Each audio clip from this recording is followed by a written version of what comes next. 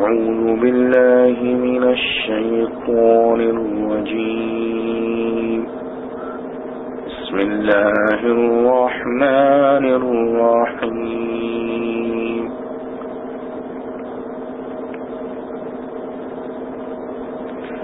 وَإِذَا رَأَيْتَ الَّذِينَ يَخُوضُونَ فِي آيَاتِنَا فَأَعْرِضْ عَنْهُمْ حَتَّى يَخُوضُوا فِي حَدِيثٍ غَيْرِهِ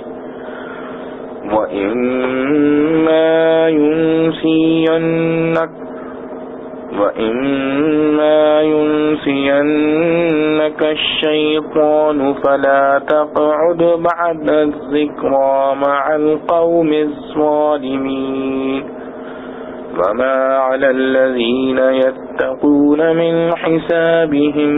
مِنْ شَيْءٍ وَلَكِنْ ذِكْرَى لَعَلَّهُمْ يَتَّقُونَ. وَلِلَّذِينَ اتَّخَذُوا دِينَهُمْ لَعِبًا وَلَهْوًا وَغَرَّتْهُمُ الْحَيَاةُ الدُّنْيَا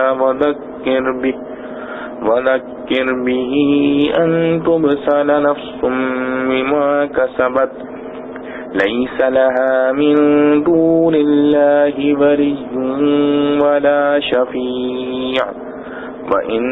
تَعْدِلْ كُلَّ عَدْلٍ لَّا يُؤْخَذْ مِنْهَا أُولَئِكَ الَّذِينَ أُبْسِلُوا بِمَا كَسَبُوا لَهُمْ شَرَابٌ مِّنْ حَمِيمٍ وَعَذَابٌ أَلِيمٌ بِمَا كَانُوا يَكْفُرُونَ. قُلْ أَنَدْعُو مِن دُونِ اللَّهِ مَا لَا يَنفَعُنَا وَلَا يَضُرُّنَا ونرد على أعقابنا بعد إذ هدانا الله كالذي استهوته الشياطين في الأرض حيران له أصحاب يدعونه إلى الهدى ائتنا قل إن هدى الله هو الهدى وأمرنا لنسلم لرب العالمين وأقيموا الصلاة واتقوه وهو الذي إليه تحشرون وهو الذي خلق السماوات والأرض بالحق ويوم يقول كن فيكون قوله الحق وله الملك يوم ينفخ في الصور عالم الغیب والشہادۃ وهو الحکیم الخبیر. اور جب تو دیکھے ان لوگوں کو جھگڑتے ہیں ہماری آیتوں میں تو ان سے کنارہ کر یہاں تک کہ مشغول ہو جاویں کسی اور بات میں، اور اگر بھلاوے تجھ کو شیطان تو مت بیٹھ یاد آ جانے کے بعد ظالموں کے ساتھ. اور پرہیزگاروں پر نہیں ہے جھگڑنے والوں کے حساب میں سے کوئی چیز، لیکن ان کے ذمہ نصیحت کرنی ہے تاکہ وہ ڈریں، اور چھوڑ دے ان کو جنہوں نے بنا رکھا ہے اپنے دین کو کھیل اور تماشا، اور دھوکہ دیا ان کو دنیا کی زندگی نے، اور نصیحت کر ان کو قرآن سے تاکہ گرفتار نہ ہو جاوے کوئی اپنے کیے میں، کہ نہ ہو اس کے لیے اللہ کے سوا کوئی حمایتی اور نہ سفارش کرنے والا، اور اگر بدلے میں دے سارے بدلے تو قبول نہ ہو اس سے وہی لوگ ہیں جو گرفتار ہوئے اپنے کیے میں. ان کو پینا ہے گرم پانی اور عذاب ہے دردناک بدلے میں کفر کے. تو کہہ دے کیا ہم پکاریں اللہ کے سوا ان کو جو نفع نہ پہنچا سکیں ہم کو اور نہ نقصان، اور کیا پھر جاویں ہم الٹے پاؤں اس کے بعد کہ اللہ سیدھی راہ دکھا چکا ہم کو، مثل اس شخص کے کہ رستہ بھلا دیا ہو اس کو جنہوں نے جنگل میں جبکہ وہ حیران ہے اس کے رفیق بلاتے ہیں اس کو رستے کی طرف کہ چلا آ ہمارے پاس. تو کہہ دے کہ اللہ نے جو راہ بتلائی وہی سیدھی راہ ہے، اور ہم کو حکم ہوا ہے کہ تابع رہیں پروردگار عالم کے، اور یہ کہ قائم رکھو نماز کو اور ڈرتے رہو اللہ سے، اور وہی ہے جس کے سامنے تم سب اکٹھے ہوگے، اور وہی ہے جس نے پیدا کیا آسمانوں اور زمین کو ٹھیک طور پر، اور جس دن کہے گا کہ ہو جا تو وہ ہو جائے گا، اسی کی بات سچی ہے، اور اسی کی سلطنت ہے جس دن پھونکا جائے گا سور، جاننے والا چھپی اور کھلی باتوں کا، اور وہی ہے حکمت والا جاننے والا۔ خلاصہ تفسیر۔ اور اے مخاطب، جب تو ان لوگوں کو دیکھے جو ہماری آیات اور احکام میں عیب جوئی کر رہے ہیں تو ان لوگوں کے پاس بیٹھنے سے کنارہ کش ہو جا، یہاں تک کہ وہ کسی اور بات میں لگ جاویں، اور اگر تجھ کو شیطان بھلا دے، یعنی ایسی مجلس میں بیٹھنے کی ممانعت یاد نہ رہے، تو جب یاد آوے، یاد آنے کے بعد پھر ایسے ظالموں کے پاس مت بیٹھ، بلکہ فوراً اٹھ کھڑا ہو۔ اور اگر کوئی واقعی دنیاوی یا دینی ضرورت ایسی مجلس میں جانے کی ہو تو اس کا حکم یہ ہے کہ جو لوگ ممنوعات شرعیہ سے جن میں بلا ضرورت ایسی مجالس میں جانا بھی داخل ہے احتیاط رکھتے ہیں، ان پر ان تعینین و مکذبین کی باز پرس اور گناہ تان کا کوئی اثر نہ پہنچے گا، یعنی بضرورت وہاں جانے والے گناہ گار نہ ہوں گے، ولیکن ان کے ذمے بشرط قدرت نصیحت کر دینا ہے، شاید وہ تانے دینے والے بھی ان خرافات سے احتیاط کرنے لگیں، خواہ قبول اسلام کر کے خواہ ان کے لحاظ سے، اور کچھ مجلس تکذیب کی تخصیص نہیں بلکہ ایسے لوگوں سے بالکل کنارہ کش رہ جنہوں نے اپنے اس دین کو جس کا ماننا ان کے ذمہ فرض تھا، یعنی اسلام کو لہو و لعب بنا رکھا ہے کہ اس کے ساتھ تمسخر کرتے ہیں، اور دنیاوی زندگی نے ان کو دھوکے میں ڈال رکھا ہے کہ اس کی لذات میں مشغول ہے اور آخرت کے منکر ہیں، اس لیے اس تمسخر کا انجام نظر نہیں آتا،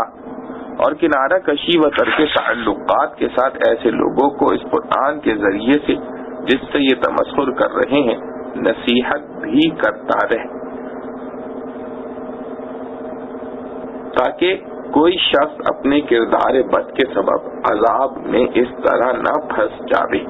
کہ کوئی غیر اللہ نہ اس کا مددگار ہو اور نہ سفارشی ہو،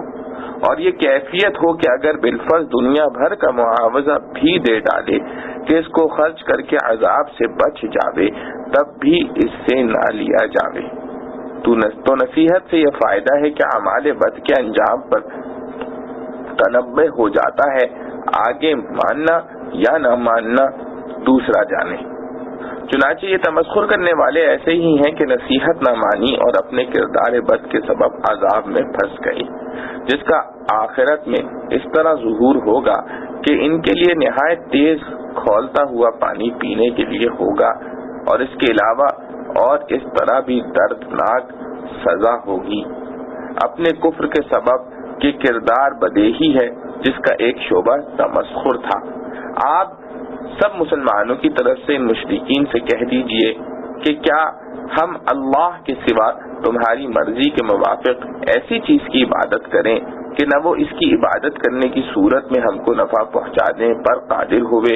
اور نہ وہ اس کی عبادت نہ کرنے کی صورت میں ہم کو نقصان پہنچانے پر قادر ہوئے۔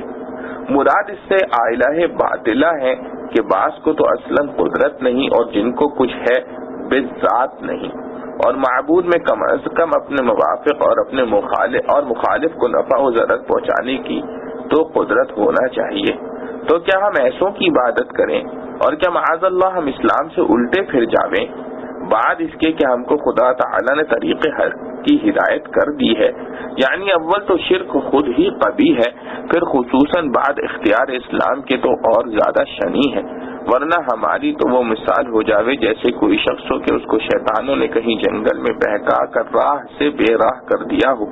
اور وہ بھٹکتا پھرتا، اور اس کے کچھ ساتھی بھی تھے کہ وہ اس کو ٹھیک راستے کی طرف پکار کر بلا رہے ہیں کہ ادھر ہمارے پاس آ،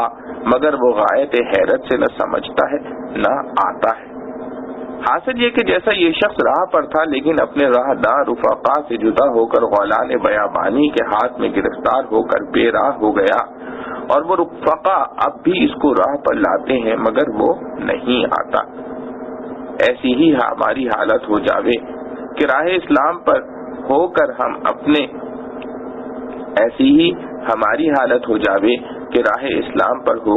ہادی پیغمبر صلی اللہ علیہ وسلم سے جدا ہوں اور مدلین کے پنجے میں گرفتار ہو کر گمراہ ہو جاویں، اور وہ ہادی پھر بھی خیر خواہی سے دعوت اسلام کرتے رہیں اور ہم گمراہی کو نہ چھوڑیں۔ یعنی کیا ہم تمہاری مرضی پر عمل کر کے اپنی ایسی مثال بنا لیں؟ آپ صلی اللہ علیہ وسلم ان سے کہہ دیجئے کہ جب اس مثال سے معلوم ہوا کہ راہ سے بے راہ ہونا برا ہے اور یہ یقینی بات ہے کہ راہ راست وہ اللہ ہی کا بتلایا ہوا راہ ہے اور وہ اسلام ہے، بس یقیناً اس کا ترک کرنا بے راہ ہونا ہے، پھر ہم کب چھوڑ سکتے ہیں؟ اور آپ صلی اللہ علیہ وسلم کہہ دیجئے کہ ہم شرک کیسے کر سکتے ہیں؟ ہم کو تو یہ حکم ہوا ہے کہ ہم پورے مطیع ہو جاویں پروردگار عالم کے جو منحصر ہے اسلام میں، اور یہ حکم ہوا ہے کہ نماز کی پابندی کرو جو کہ توحید پر ایمان کی ظاہر تر علامت ہے، اور یہ حکم ہوا ہے کہ اس سے یعنی اللہ سے ڈرو، یعنی مخالفت نہ کرو جس میں سب سے بڑھ کر شرک ہے، اور وہی اللہ ہے جس کے پاس تم قیامت کے دن قبروں سے نکل کر حساب کے لیے جمع کیے جاؤ گے، وہاں مشرکین کو اپنے شرک کا خمیازہ بھگتنا پڑے گا، اور وہی اللہ ہے جس نے آسمانوں کو اور زمین کو با فائدہ پیدا کیا، جس میں بڑا فائدہ یہ ہے کہ اس سے خالق کے وجود اور توحید پر استدلال کیا جائے، بس یہ بھی توحید کی ایک دلیل ہے، اور اوپر تو حشرون میں حشر یعنی قیامت میں دوبارہ زندہ ہونے کی خبر دی ہے، اس کو بھی کچھ مستبعد مت سمجھو کیونکہ وہ قدرت الہیہ کے سامنے اس قدر آسان ہے کہ جس وقت اللہ تعالی اتنا کہہ دے گا کہ حشر تو ہو جا، بس وہ حشر فوراً ہو پڑے گا، اس کا یہ کہنا با اثر ہے، خالی نہیں جاتا، اور حشر کے روز جب کہ سور میں بحکم الہی دوسری بار فرشتے کی پھونک ماری جائے گی، ساری حکومت حقیقتاً بھی ظاہراً بھی خاص اسی اللہ کی ہوگی، اور وہ اپنی حکومت سے محدین اور مشرکین کا فیصلہ کرے گا، وہ اللہ جاننے والا ہے پوشیدہ چیزوں کا، وہ اللہ جاننے والا ہے پوشیدہ چیزوں کا اور ظاہر چیزوں کا، بس مشرکین کے اعمال و احوال کا بھی اس کو علم ہے، اور وہی ہے بڑی حکمت والا، اس لیے مناسب جزا ہر ایک کو دے گا، اور وہی ہے پوری خبر رکھنے والا، اس لیے کسی امر کا اخفاء اس سے ممکن نہیں۔ معارف و مسائل، اہل باطل کی مجلسوں سے پرہیز کا حکم۔ آیت مذکورہ میں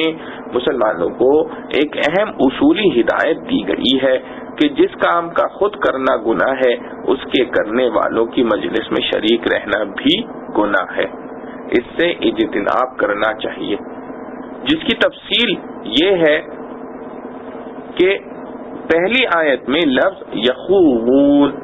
خوض سے بنا ہے جس کے اصلی معنی پانی میں اترنے اور اس میں گزرنے کے ہیں، اور لغو و فضول کاموں میں داخل ہونے کو بھی خوض کہا جاتا ہے۔ قرآن کریم میں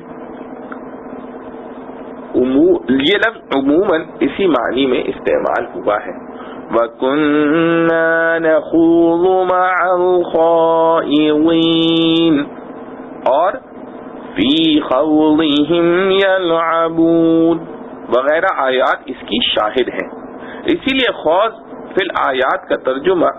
اس جگہ عیب جوئی یا جھگڑے کا کیا گیا ہے، یعنی جب آپ صلی اللہ علیہ وسلم ان لوگوں کو دیکھیں جو اللہ تعالی کی آیات میں محض لہو و لعب اور استہزاء و تمسخر کے لیے دخل دیتے ہیں اور عیب جوئی کرتے ہیں تو آپ صلی اللہ علیہ وسلم ان سے اپنا رخ پھیر لیں۔ اس آیت کا خطاب عام ہر مخاطب کو ہے جس میں نبی کریم صلی اللہ علیہ وسلم بھی داخل ہیں اور امت کے افراد بھی، اور در حقیقت رسول اللہ صلی اللہ علیہ وسلم کو خطاب بھی عام مسلمانوں کو سنانے کے لیے ہے، ورنہ آپ صلی اللہ علیہ وسلم تو بچپن میں بھی کبھی ایسی مجالس میں شریک نہیں ہوئے، اس لیے کہ کسی ممانعت کی آپ صلی اللہ علیہ وسلم کو ضرورت نہ تھی۔ پھر اہل باطل کی مجلس سے رخ پھیرنے کی مختلف صورتیں ہو سکتی ہیں، ایک یہ کہ اس مجلس سے اٹھ جائیں، دوسرے یہ کہ وہاں رہتے ہوئے کسی دوسرے شغل میں لگ جائیں، ان کی طرف التفات نہ کریں۔ لیکن آخر آیت میں بتلا دیا گیا کہ پہلی ہی صورت ہے کہ ان کی مجلس میں بیٹھے نہ رہیں، وہاں سے اٹھ جائیں۔ آخر آیت میں فرمایا کہ اگر تم کو شیطان بھلا دے، یعنی بھول کر ان کی مجلس میں شریک ہو گئے، خواہ اس طرح کہ ایسی مجلس میں شریک ہونے کی ممانعت یاد نہ رہی، یا اس طرح کہ یہ یاد نہ رہا کہ یہ لوگ اللہ تعالیٰ کی آیات اور رسول اللہ صلی اللہ علیہ وسلم کے خلاف تذکرے اپنی مجلس میں کیا کرتے ہیں، تو اس صورت میں جس وقت بھی یاد آ جائے اسی وقت اس مجلس سے اٹھ جانا چاہیے۔ یاد آ جانے کے بعد وہاں بیٹھا رہنا گناہ ہے۔ دوسری ایک آیت میں بھی یہی مضمون ارشاد ہوا ہے، اور اس کے آخر میں یہ فرمایا ہے کہ اگر تم وہاں بیٹھے رہے تو تم بھی انہی جیسے ہو۔ امام راضی رحمۃ اللہ علیہ نے تفسیر کبیر میں فرمایا ہے کہ اس آیت کا اصل منشا گناہ کی مجلس اور مجلس والوں سے اعراض اور کنارہ کشی ہے، جس کی بہتر صورت تو یہی ہے کہ وہاں سے اٹھ جائے، لیکن اگر وہاں سے اٹھنے میں اپنی جان یا مال یا آبرو کا خطرہ ہو تو عوام کے لیے یہ بھی جائز ہے کہ کنارہ کشی کی کوئی دوسری صورت اختیار کر لیں، مثلا کسی دوسرے شغل میں لگ جائیں اور ان لوگوں کی طرف التفات نہ کریں، مگر خواص جن کی دین میں اقتدا کی جاتی ہے ان کے لیے وہاں سے بہرحال اٹھ جانا ہی مناسب ہے۔ اس کے بعد فرمایا وَإِمَّا يُنْسِيَنَّكَ الشَّيْطَانُ، یعنی اگر تجھ کو شیطان بھلا دے۔ اس کا خطاب اگر عام مسلمانوں کو ہے تو بات صاف ہے کہ بھول اور نسیان ہر انسان کے ساتھ لگے ہوئے ہیں،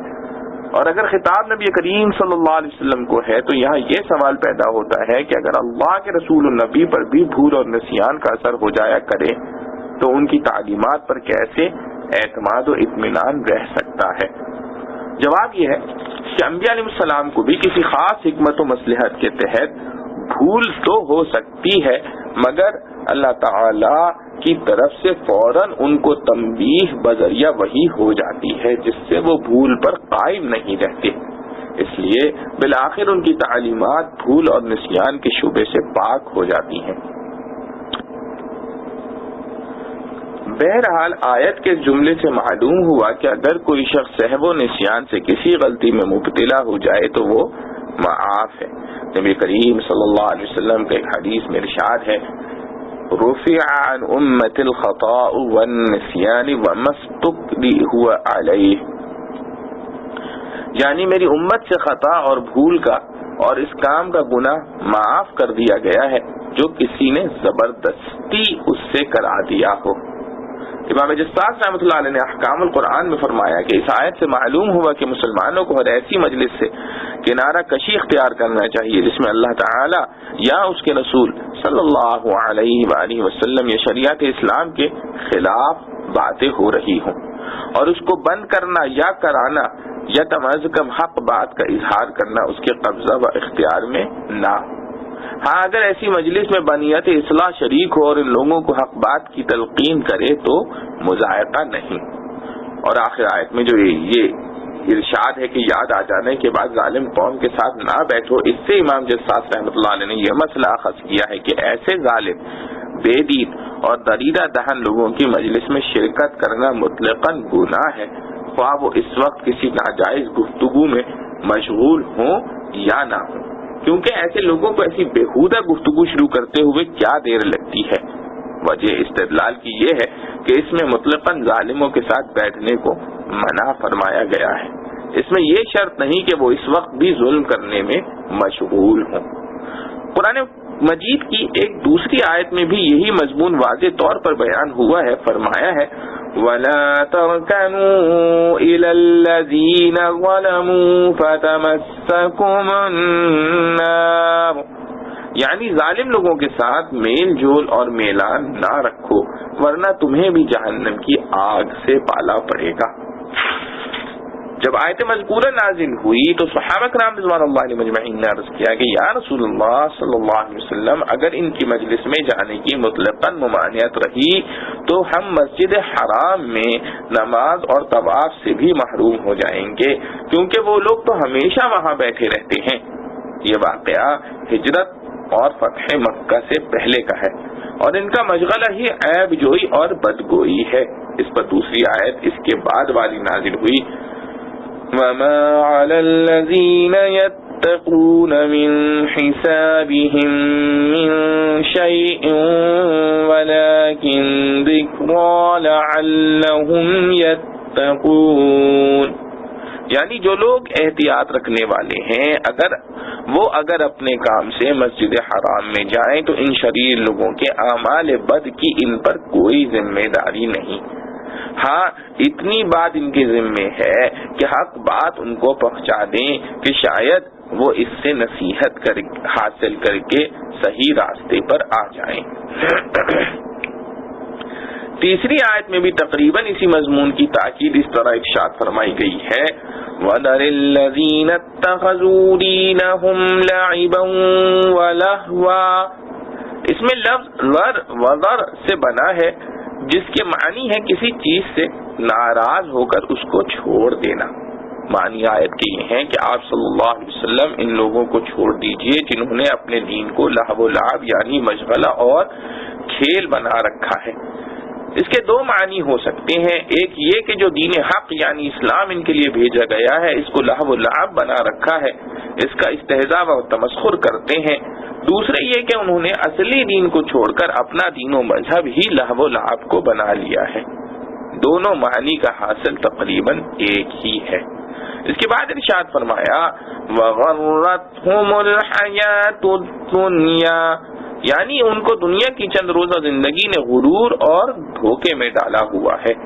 یہ ان کے مرض کا اصلی سبب بیان فرما دیا کہ ان کی اس ساری سرکشی اور نافرمانی کا اصلی سبب یہ ہے کہ دنیا ہی کی چند روزہ زندگی پر مفتون ہیں اور آخرت کو بھلائے بیٹھے ہیں۔ اگر آخرت اور قیامت کا اعتقاد ہوتا تو ہرگز وہ یہ حرکتیں نہ کرتے۔ اس آیت میں رسول کریم صلی اللہ علیہ وسلم اور عام مسلمانوں کو دو حکم دیے گئے ہیں۔ اول یہ کہ ایسے لوگوں سے کنارہ کشی اختیار کریں جن کا بیان مذکورہ جملے میں آ چکا ہے۔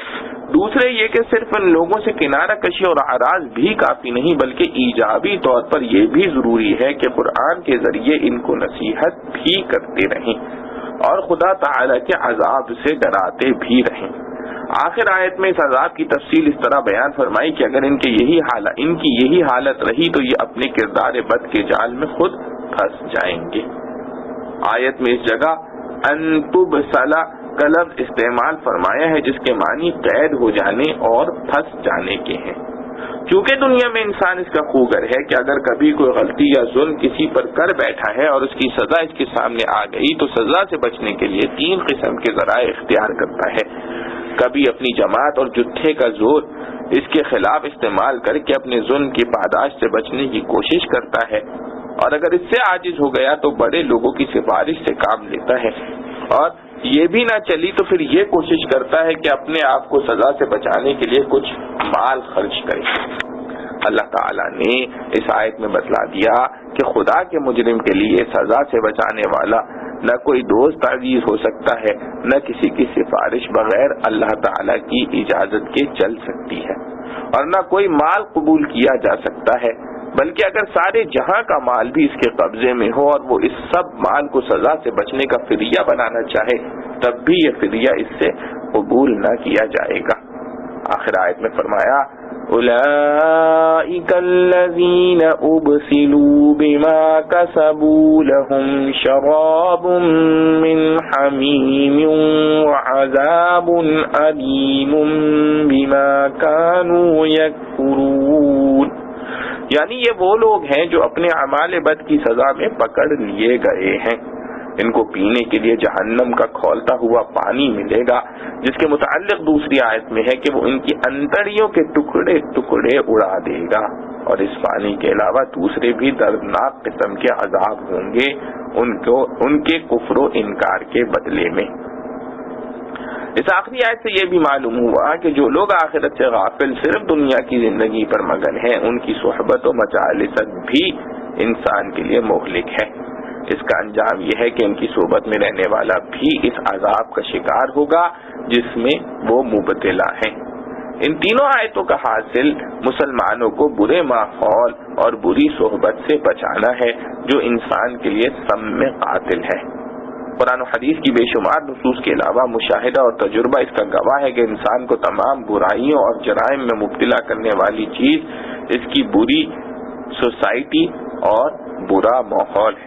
جس میں پھنسنے کے بعد انسان اول تو خلاف ضمیر اور خلاف طبع برائیوں میں مبتلا ہو جاتا ہے، اور پھر جب عادت پڑ جاتی ہے تو یہ برائی کا احساس بھی ختم ہو جاتا ہے،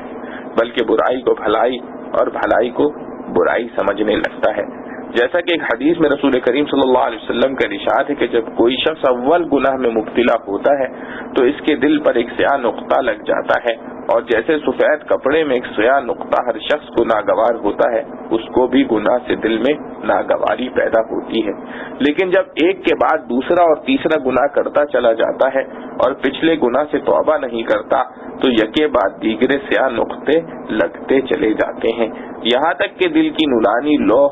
بالکل سیاہ ہو جاتی ہے، اور اس کا نتیجہ یہ ہوتا ہے کہ اس کو بھلے برے کی تمیز نہیں رہتی۔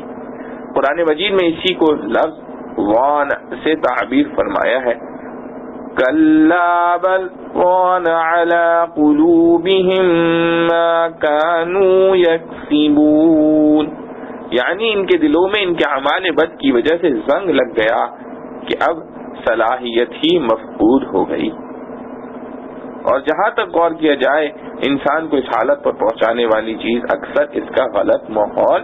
اور بری صحبت ہوتی ہے، نعوذ باللہ منہما۔ اسی لیے بچوں کے مربیوں کا فرض ہے کہ بچوں کو ایسے ماحول اور سوسائٹی سے بچانے میں پوری کوشش کریں۔ اگلی 3 آیتوں میں بھی شرک کے ابطال اور توحید اور آخرت کے اسباب کا مضمون ہے جو ترجمے سے ظاہر ہے۔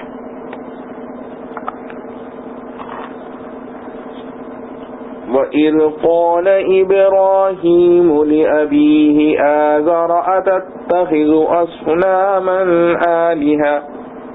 إِنِّي أَرَاكَ وَقَوْمَكَ فِي ضَلَالٍ مُبِينٍ وَكَذَلِكَ نُرِي إِبْرَاهِيمَ مَلَكُوتَ السَّمَاوَاتِ وَالْأَرْضِ وَلِيَكُونَ مِنَ الْمُوقِنِينَ فَلَمَّا جَنَّ عَلَيْهِ اللَّيْلُ رَأَىٰ كَوْكَبًا قَالَ هَٰذَا رَبِّي فَلَمَّا أَفَلَ قَالَ لَا أُحِبُّ الْآفِلِينَ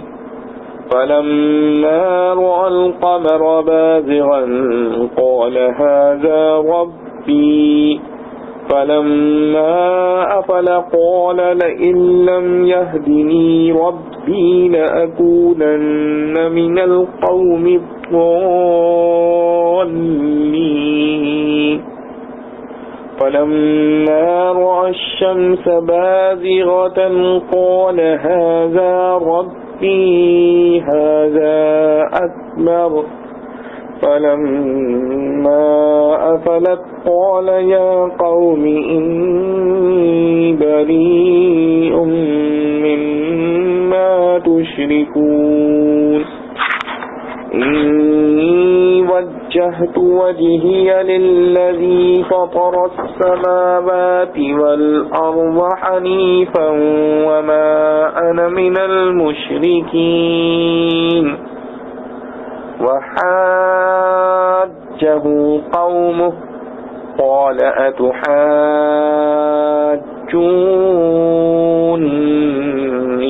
فِي اللَّهِ وَقَدْ هَدَانِ وَلَا أَخَافُ مَا تُشْرِكُونَ بِهِ إِلَّا أَن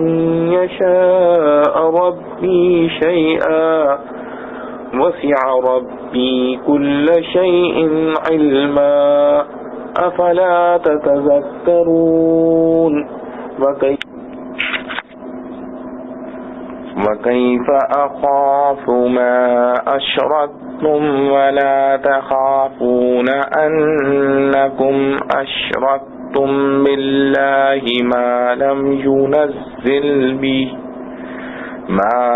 ينزل به عليكم سلطانا فأي الفريقين أحق بالأمن إن كنتم تعلمون۔ اور یاد کر جب کہا ابراہیم نے اپنے باپ آزر کو، کیا تو مانتا ہے بتوں کو خدا؟ میں دیکھتا ہوں کہ تو اور تیری قوم صریح گمراہ ہیں۔ اور اسی طرح ہم دکھانے لگے ابراہیم کو عجائبات آسمانوں اور زمینوں کے، اور تاکہ اس کو یقین آ جاوے۔ پھر جب اندھیرا کر لیا اس پر رات نے، دیکھا اس نے ایک ستارہ، بولا یہ ہے رب میرا۔ پھر جب وہ غائب ہو گیا تو بولا میں پسند نہیں کرتا غائب ہو جانے والوں کو۔ پھر جب دیکھا چاند چمکتا ہوا، بولا یہ ہے رب میرا۔ پھر جب وہ غائب ہو گیا بولا اگر نہ ہدایت کرے گا مجھ کو رب میرا تو بے شک میں رہوں گا گمراہ لوگوں میں۔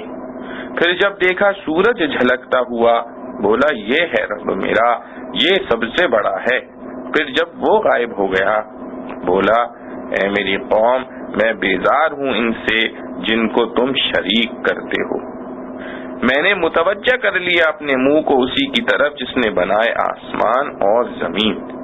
سب سے یکسو ہو کر، اور میں نہیں ہوں شرک کرنے والا۔ اور اس سے جھگڑا کیا اس کی قوم نے، بولا کیا تم مجھ سے جھگڑا کرتے ہو اللہ کے ایک ہونے میں؟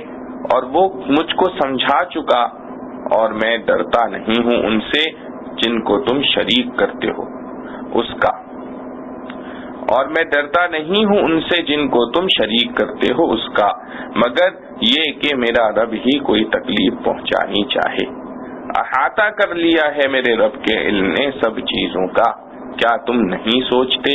اور میں کیوں کر ڈروں تمہارے شریکوں سے، اور تم نہیں ڈرتے اس بات سے کہ شریک کرتے ہو اللہ کا ان کو جس کی نہیں اتاری اس نے تم پر کوئی دلیل۔ اب دونوں فرقوں میں کون مستحق ہے دل جمعی کا؟ بولو اگر تم سمجھ رکھتے ہو۔ خلاصہ تفسیر۔ اور وہ وقت بھی یاد کرنے کے قابل ہے جب ابراہیم علیہ السلام نے اپنے باپ آزر نام سے فرمایا کہ کیا تو بتوں کو معبود قرار دیتا ہے؟ بے شک میں تجھ کو اور تیری ساری قوم کو جو اس اعتقاد میں شریک ہیں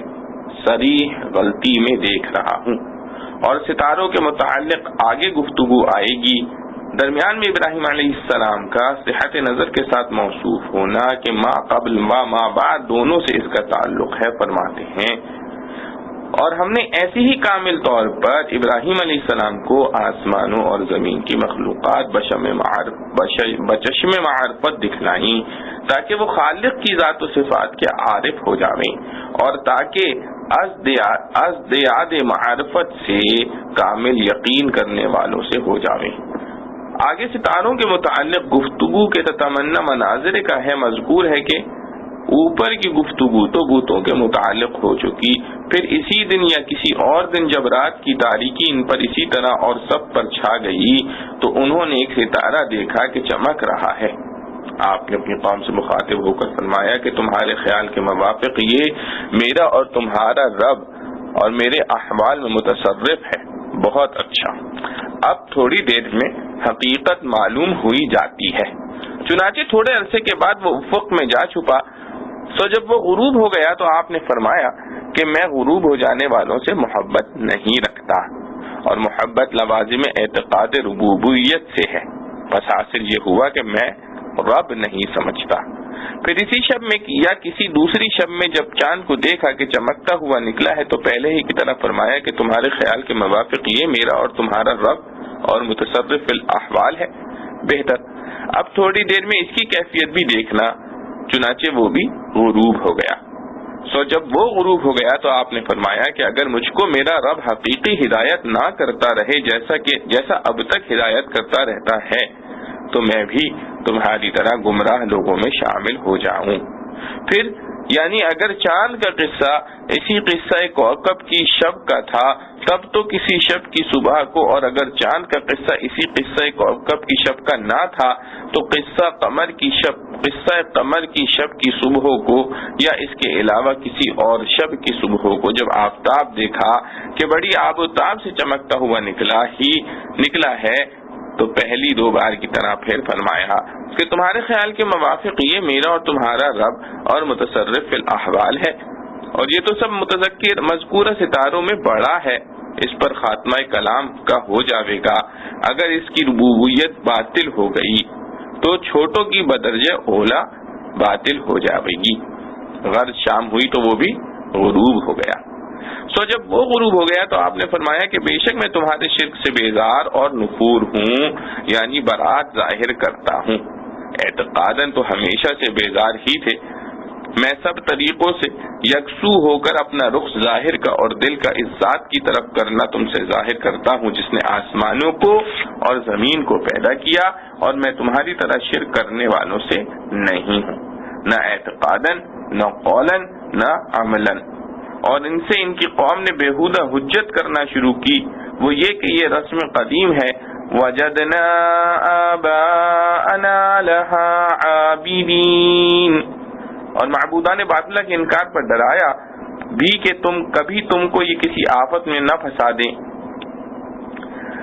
کما یدل علیہ جواب بقولہ ولا خاف، آپ نے پہلی بات کے جواب میں تو یہ فرمایا کہ کیا تم اللہ کی توحید کے معاملے میں مجھ سے باطل حجت کرتے ہو، حالانکہ اس نے مجھ کو استدلال صحیح کا طریقہ بتلا دیا ہے جس کو میں تمہارے روبرو پیش کر چکا ہوں، اور محض رسم قدیم ہونا اس استدلال کا جواب نہیں ہو سکتا، پھر اس سے احتجاج تمہارے لیے بیکار اور میرے نزدیک غیر قابل التفات۔ اور دوسری بات کے جواب میں یہ فرمایا کہ میں ان چیزوں سے جن کو تم اللہ تعالی کے ساتھ استحقاق عبادت میں شریک بناتے ہو نہیں ڈرتا کہ وہ مجھ کو کوئی صدمہ پہنچا سکتے ہیں، کیونکہ ان میں خود صفت قدرت ہی مفقود ہے، اور اگر کسی چیز میں ہو بھی تو استقلال قدرت مفقود ہے۔ ہاں لیکن اگر میرا پروردگار ہی کوئی امر چاہے تو وہ دوسری بات ہے، وہ ہو جاوے گی، لیکن اس نے آلیہ دار باب باطلہ کی قدرت کا ثبوت یا ان سے خوف کی ضرورت لیکن اس سے آلیہ و ارباب باطلہ کی قدرت کا ثبوت یا ان سے خوف کی ضرورت کب لازم آئی؟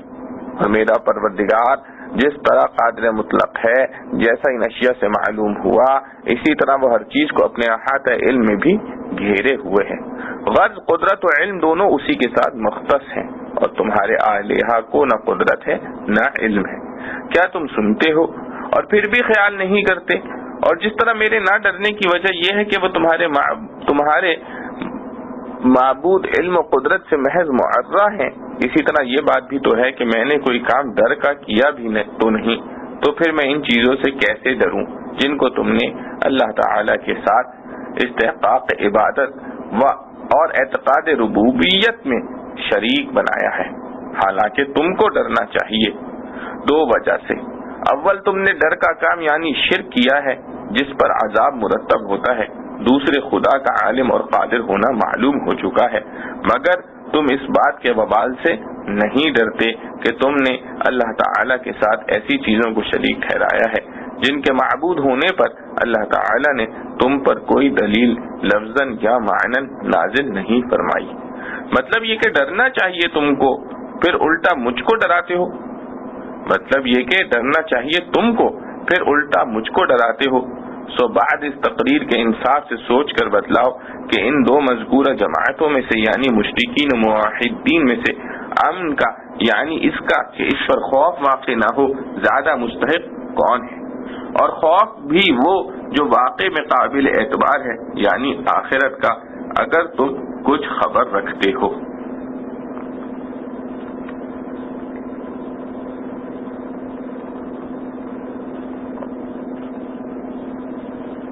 معارف و مسائل۔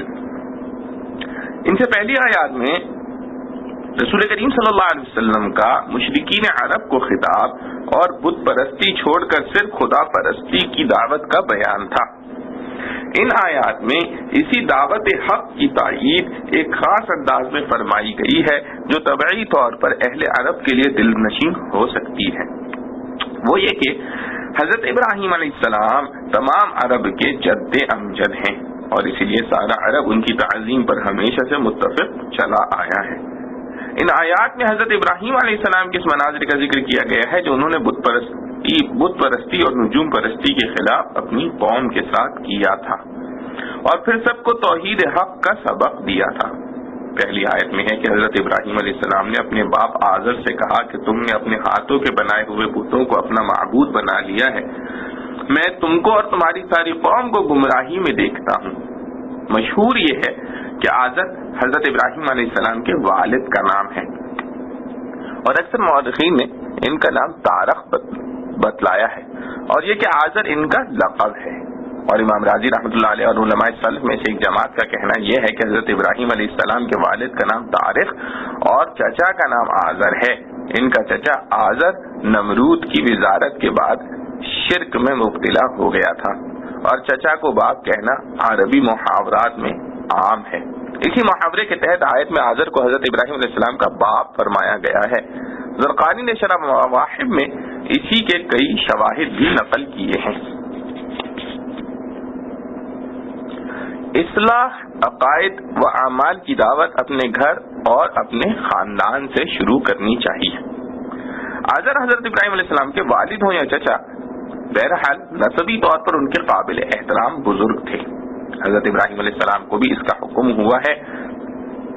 وَأَنذِرْ عَشِيرَتَكَ الْأَقْرَبِينَ، یعنی اپنے قریبی رشتے داروں کو خدا کے عذاب سے ڈرائیے، اور آپ صلی اللہ علیہ وسلم نے اس کے ماتحت سب سے پہلے اپنے خاندان ہی کو کوہ صفا پر چڑھ کر دعوت حق کے لیے جمع فرمایا۔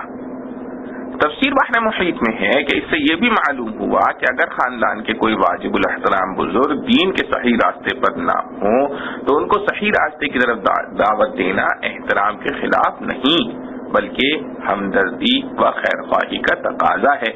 اور یہ بھی معلوم ہوا کہ دعوت حق اور اصلاح کا کام اپنی قریبی لوگوں سے شروع کرنا سنت انبیاء ہے۔ دو قومی نظریے، مسلمان ایک قوم اور کافر دوسری قوم ہے۔ نیز اس آیت میں حضرت ابراہیم علیہ السلام نے اپنے خاندان اور قوم کی نسبت اپنی طرف کرنے کے بجائے باپ سے یہ کہا کہ تمہاری قوم گمراہی میں ہے۔ اس میں اس عظیم قربانی کی طرف اشارہ ہے جو ابراہیم علیہ السلام نے خدا کی راہ میں اپنی مشرک برادری سے قطع تعلق کر کے ادا کی، اور اپنے عمل سے بتلا دیا کہ مسلم قومیت رشتہ اسلام سے قائم ہوتی ہے۔ نسبی اور وطنی قومیتیں اگر اس سے متصادم ہوں تو وہ سب چھوڑ دینے کے قابل ہیں۔ ہزار خویش کے بیگانہ از خدا باشد، فدا یک تن بیگانہ کا آشنا باشد۔ قرآن کریم نے حضرت ابراہیم علیہ السلام کے اس واقعے کو ذکر کر کے آئندہ آنے والی امتوں کو ہدایت کی ہے کہ وہ بھی ان کے نقش قدم پر چلیں۔ تو ارشاد ہے قد كانت لكم أسوة حسنة في إبراهيم والذين معه إذ قالوا لقومهم إنا براء منكم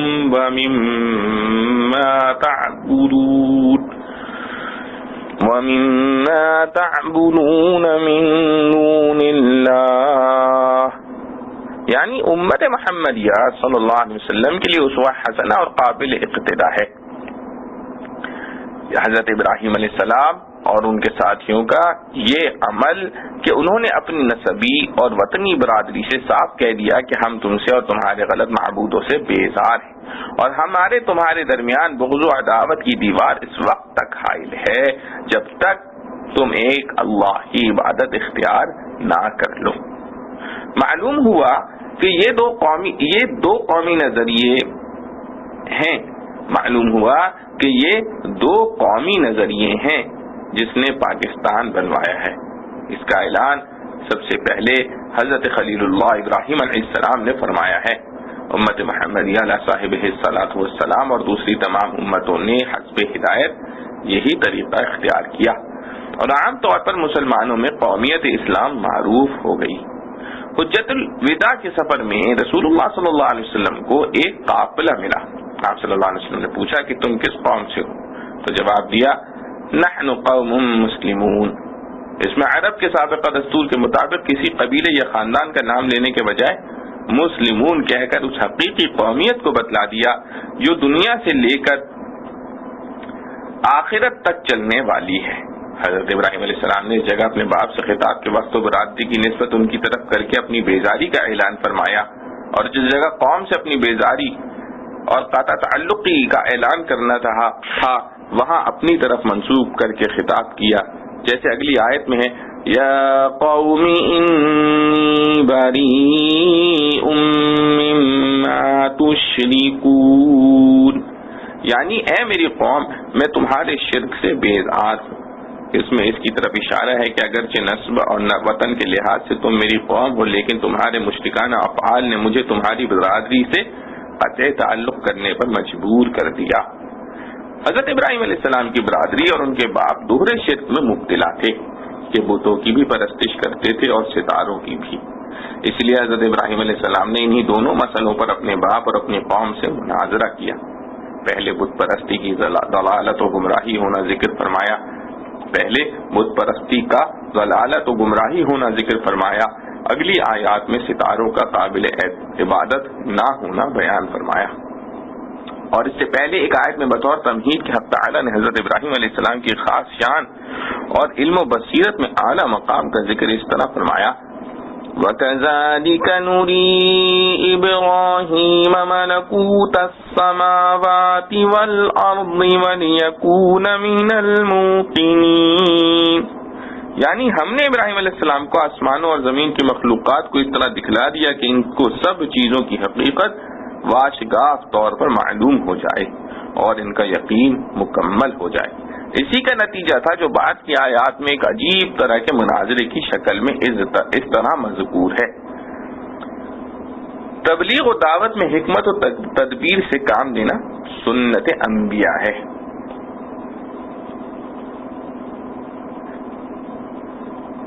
فَلَمَّا جَنَّ عَلَيْهِ اللَّيْلُ رَأَىٰ كَوْكَبًا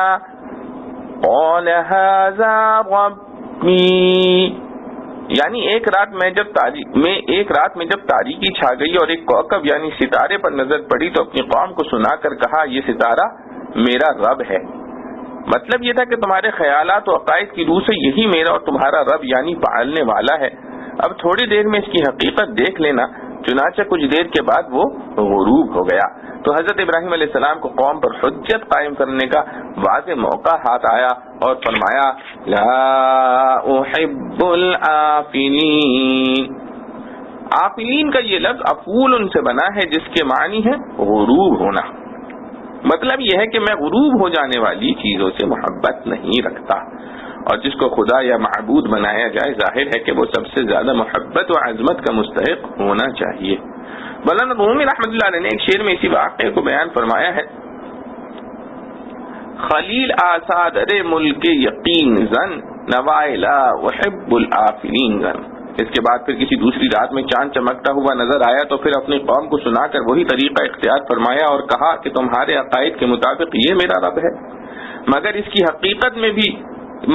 حقیقت بھی کچھ دیر کے بعد سامنے آ جائے گی۔ چنانچہ جب چاند غروب ہو گیا تو فرمایا اگر میرا رب مجھے ہدایت نہ کرتا رہتا تو میں بھی تمہاری طرح گمراہوں میں داخل ہو جاتا اور چاند ہی کو اپنا رب اور معبود سمجھ بیٹھتا، لیکن اس کے طلوع و غروب کے بدلنے والے حالات نے مجھے متنبہ کر دیا کہ یہ ستارہ بھی قابل عبادت نہیں۔ اس آیت میں اس کی طرف بھی اشارہ کر دیا کہ میرا رب کوئی دوسری شے ہے جس کی طرف سے مجھے ہدایت ہوتی رہتی ہے۔ اس کے بعد ایک روز آفتاب کو نکلتے ہوئے دیکھا تو پھر قوم کو سنا کر اسی طریقے پر فرمایا کہ تمہارے خیال کے مطابق یہ میرا رب ہے اور یہ تو سب سے بڑا ہے، مگر اس بڑے کی حقیقت و حیثیت بھی عنقریب تمہارے سامنے آ جائے گی۔ چنانچہ آفتاب بھی اپنے وقت پر غروب ہو گیا تو قوم پر آخری حجت تمام کرنے کے بعد اب اصل حقیقت کو واضح طور پر فرما دیا کہ یا قوم انی بریء مما تشرکون، یعنی اے میری قوم، میں تمہارے ان مشرکانہ خیالات سے بیزار ہوں کہ تم نے خدا تعالی کی مخلوقات کو ہی خدائی کا شریک بنا رکھا ہے۔ اس کے بعد اس حقیقت کو بتلا دیا کہ میرا اور تمہارا رب پالنے والا ان تمام مخلوقات میں سے کوئی نہیں ہو سکتا جو خود اپنے وجود میں دوسرے کی محتاج ہیں اور ہر وقت ہر آن عروج و نزول اور طلوع و غروب کے تغیرات میں گھری ہوئی ہیں، بلکہ ہمارا سب کا رب وہ ہے جس نے آسمانوں اور زمین اور ان میں پیدا ہونے والی تمام مخلوقات کو پیدا کیا ہے۔ اس لیے میں نے اپنا رخ تمہارے سب خود تراشیدہ بتوں اور تغیرات و تاثرات میں گھرے ہوئے ستاروں سے پھیر کر صرف ایک خدائے وحدہ لا شریک لہ کی طرف کر لیا ہے، اور میں تمہاری طرح مشرکین میں سے نہیں ہوں۔ اس واقعہ مناظرہ میں حضرت ابراہیم علیہ السلام نے پیغمبرانہ حکمت و معزت سے کام لے کر یک بارگی ان کی نجوم پرستی کو غلط یا گمراہی نہیں فرمایا، بلکہ ایک ایسا انداز قائم کیا جس سے ہر ذی عقل انسان کا قلب و دماغ خود متاثر ہو کر حقیقت کو پہچان لے۔ ہاں، بت پرستی کے خلاف بات کرنے میں اول ہی شدت اختیار فرمائی اور اپنے باپ اور پوری قوم کا گمراہی پر ہونا صاف طور پر بیان کر دیا۔ وجہ یہ تھی کہ بت پرستی کا نامعقول اور گمراہی ہونا بالکل واضح اور کھلا ہوا تھا، بخلاف نجوم پرستی کے کہ اس کی گمراہی اتنی واضح اور جلی نہیں تھی۔ یہاں یہ بات بھی قابل غور ہے کہ حضرت ابراہیم علیہ السلام نے نجوم پرستی کے خلاف اپنی قوم کے سامنے جو استدلال بیان فرمایا ہے، اس کا حاصل یہ ہے کہ جو چیز تغیر پذیر ہو اور اس کے حالات عدل بدل ہوتے رہتے ہوں اور وہ اپنی حرکات میں کسی دوسری طاقت کے تابع ہو، وہ ہرگز اس لائق نہیں کہ اس کو اپنا رب قرار دے۔ اس استدلال میں سیاروں کے طلوع، غروب اور درمیانی تمام حالات سے استدلال کیا جا سکتا تھا کہ وہ اپنی حرکات میں خود مختار نہیں، کسی کے حکم کے تابع ایک خاص روش پر چل رہے ہیں۔ لیکن حضرت خلیل اللہ علیہ السلام نے ان تمام حالات و کیفیات میں استدلال کے لیے ان سیاروں کے غروب کو پیش کیا، کیونکہ ان کا غروب عوام کی نظروں میں ایک طرح سے ان کا زوال سمجھا جاتا ہے، اور انبیاء علیہ السلام کا عام طرز استدلال وہ ہوتا ہے جو عوام کے ذہنوں پر اثر انداز ہو۔ وہ فلسفیانہ حقائق کے پیچھے زیادہ نہیں پڑتے، بلکہ عام ذہنوں کے مطابق خطاب فرماتے ہیں۔ اس لیے ان سیاروں کی بے بسی اور بے اثری ثابت کرنے کے لیے ان کے غروب کو پیش کیا، ورنہ ان کے بے بس اور بے قدرت ہونے پر تو طلوع سے بھی استدلال ہو سکتا تھا، اور اس کے بعد غروب سے پہلے تک جتنے تغیرات پیش آتے ہیں ان سے بھی اس پر دلیل پکڑی جا سکتی ہے۔ مبلغین اسلام کے لیے چند ہدایات۔ حضرت ابراہیم علیہ السلام کے اس طرز مناظرہ سے علماء و مبلغین کے لیے چند اہم ہدایات حاصل ہوئیں۔ اول یہ کہ قوموں کی تبلیغ و اصلاح میں نہ ہر جگہ سختی مناسب ہے، نہ ہر جگہ نرمی، بلکہ ہر ایک کا ایک موقع اور ایک حد ہے۔ چنانچہ بت پرستی کے معاملے میں حضرت خلیل اللہ علیہ السلام نے سخت الفاظ استعمال فرمائے ہیں، کیونکہ اس کی گمراہی مشاہدے میں آنے والی چیز ہے، اور نجوم پرستی کے معاملے میں ایسے سخت الفاظ استعمال نہیں فرمائے، بلکہ خاص تدبیر سے معاملے کی حقیقت کو قوم کے ذہن نشین فرمایا، کیونکہ سیاروں اور ستاروں کا بے بس اور بے اختیار ہونا اتنا واضح اور کھلا ہوا نہیں تھا جتنا خود تراشیدہ بتوں کا۔ اس سے معلوم ہوا کہ عوام اگر کسی ایسی غلطی میں مبتلا ہوں جس کا غلطی اور گمراہی ہونا عام نظروں میں واضح نہ ہو، تو عالم اور مبلغ کو چاہیے کہ تشدد کے بجائے ان کے شبہات کو دور کرنے کی تدبیر کرے۔ دوسری ہدایت اس میں یہ ہے کہ اظہار حق و حقیقت کے لیے اس میں حضرت ابراہیم علیہ السلام نے قوم کو یوں خطاب نہیں کیا کہ تم ایسا کرو، بلکہ اپنا حال بتلا دیا کہ میں تو ان طلوع و غروب کے چکر میں رہنے والی چیزوں کو معبود قرار نہیں دے سکتا، اس لیے میں نے اپنا رخ ایک ایسی ہستی کی طرف کر لیا ہے جو ان سب چیزوں کو پیدا کرنے والی اور پالنے والی ہے۔ مقصد تو یہی تھا کہ تم کو بھی ایسا ہی کرنا چاہیے، مگر حکیمانہ انداز میں صریح خطاب سے پرہیز فرمایا تاکہ وہ ضد پر نہ آ جائیں۔ اس سے معلوم ہوا کہ مصلح اور مبلغ کا صرف یہ کام نہیں کہ حق بات کو جس طرح چاہے کہہ ڈالے، بلکہ اس پر لازم ہے کہ ایسے انداز سے کہے جو لوگوں کے لیے مؤثر ہو۔ اللہ سبحانہ و تعالی سے دعا ہے کہ جو کچھ پڑھا سنا گیا ہمیں اس پر عمل کرنے کی توفیق نصیب فرمائے۔ وآخر دعوانا ان الحمد للہ رب العالمین۔